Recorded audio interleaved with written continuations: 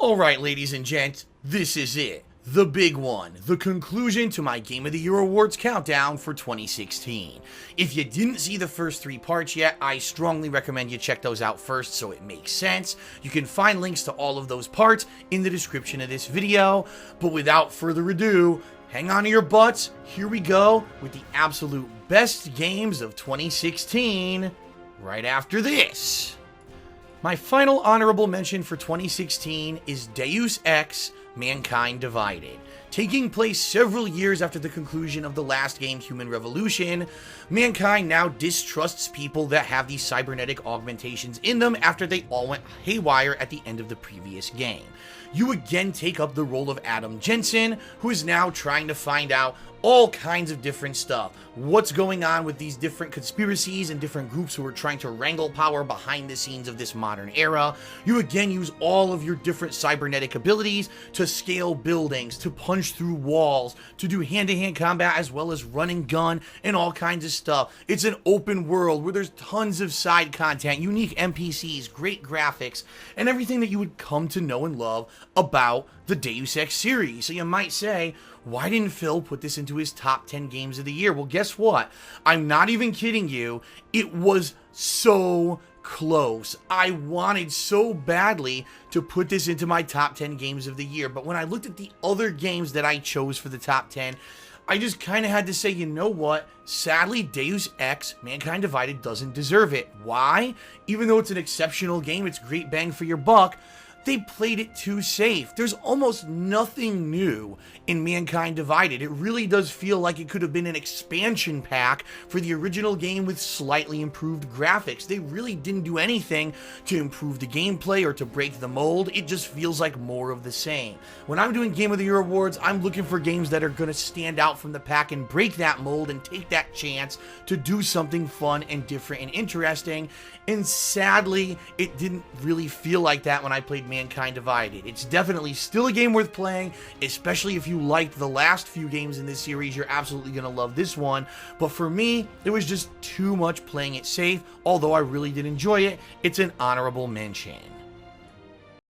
But now on to my top 3 games of the year, starting with number 3, Watch Dogs 2. Now I know some people are going to have a lot of problem with this because it seemed like people just have issue with the Watch Dogs franchise because the first game in this series was underwhelming according to expectations and hype that had been built up for it.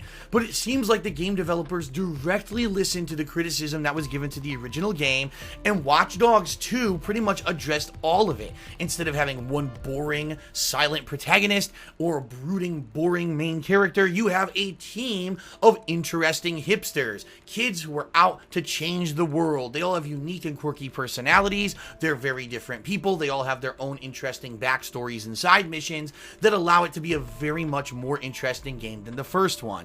Improved hacking that is just a lot more fun than it used to be. More 3D-esque puzzles, utilizing not only this kind of 2D interface, but 3D layouts on buildings and walls and things. You've got drones that you can either fly or use to jump over obstacles, and in a lot of ways, the main complaint about the original game was that it was too much like a generic run-and-gun third-person shooter. In this game, you don't even have to ever use guns. You could constantly be using the abilities of hacking and the drones to basically do all this stuff for you, making the game become drastically different from the original. But for me, the main difference and the reason why I love this game so much was the wide variety of missions, the insane amount of content. I mean, my playthrough lasted some 2 or plus weeks of playing this game on and off because it just had so much side content and stuff hidden in it. There's so much to do. Every little snippet of things that you find in the city, you want to keep going on. The locations, the graphics, everything about this game is a major step up from the original. It's a shame because so many people panned this game and said we're not going to play it because the original didn't live up to what we were expecting.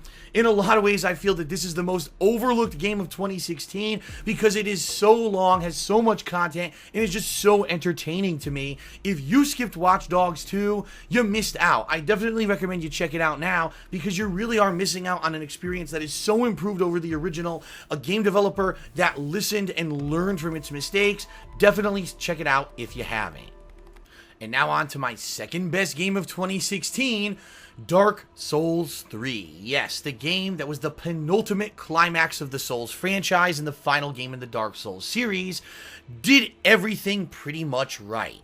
Having the widest variety of weapons and gameplay styles yet, having amazingly detailed graphics, having a wide variety of locations, hidden content, an awesome soundtrack, pretty much everything you would want from a Souls game is exactly what you got in Dark Souls 3. In fact, the only real major complaints I've heard about this game is that the most hardcore players think that it might have been a little bit too easy compared to the other games in the franchise, but you know what? That's to be expected when you're the third iteration. You're trying to be appealing to a wider audience, and I think that in a lot of ways, Dark Souls 3 does have a few kind of easier crutches for people to jump into the series for the first time, especially if maybe the first game they've ever played from Software was Bloodborne.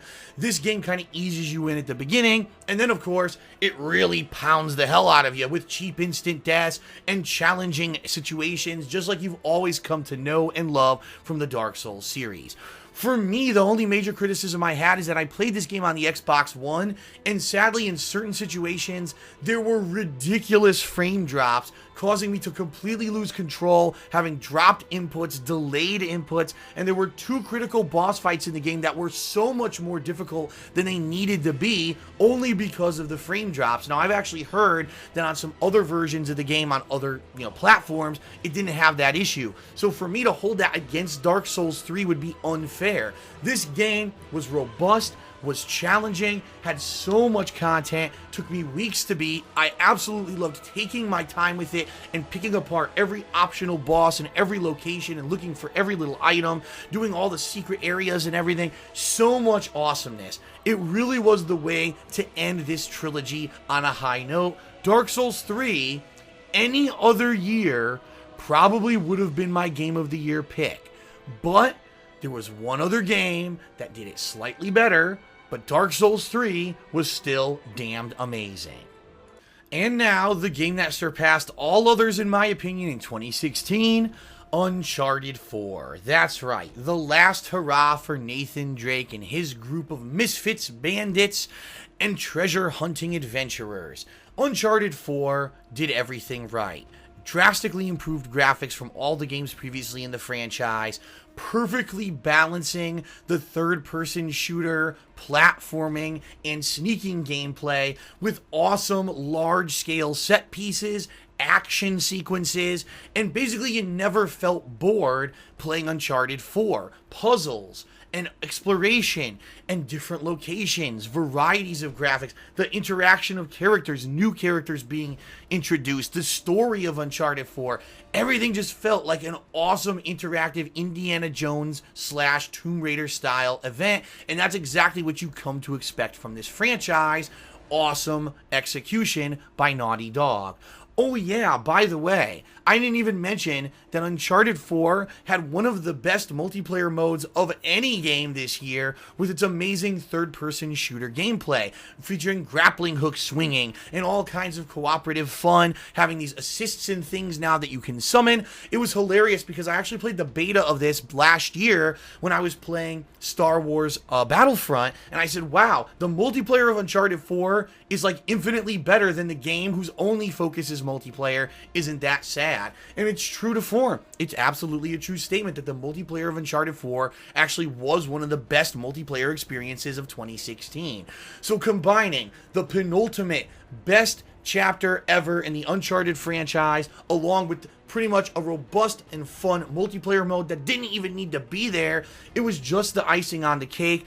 I would be remiss to say that Uncharted 4 was not the best game of 2016. You may disagree with me, and that's fine. But at least for me, now of playing this series from start to finish, it definitely resonated as the ultimate final chapter. I absolutely loved it. And by the way, I actually heard there may be some DLC coming up for it, and you can bet I'm going to be all over that because I loved Uncharted 4. And so that's the year that was for video gaming in 2016. I hope that you enjoyed my countdown of the best games of the previous year, and if you did, everyone, please consider giving a like on this video, and hey, subscribe to KO Gaming, because 2017, at least from what I've seen with the game releases being announced and stacked up for this next upcoming few months, seems to be one of the most game-loaded years in recent memory. It could be one of the most awesome gaming years ever. And I'm going to be covering all of those major releases right here on KO Gaming, whether it's in-depth game reviews, montages of fun gameplay, and of course, my Game of the Year awards come the end of the year. You're not going to want to miss out on all of that fun. Thanks a lot for watching, everyone. Please check the video description for some fun stuff like my Loot Crate discount code and my Patreon. And as always, thank you so much for all of your watching of KO Gaming in the past year. This was a pretty big experiment for me, and to say after a year's time that this brand new channel that could have failed has been pretty damn successful and is getting traction on YouTube is an awesome thing. Thanks for that. I'll see you soon. Peace out. Bye-bye.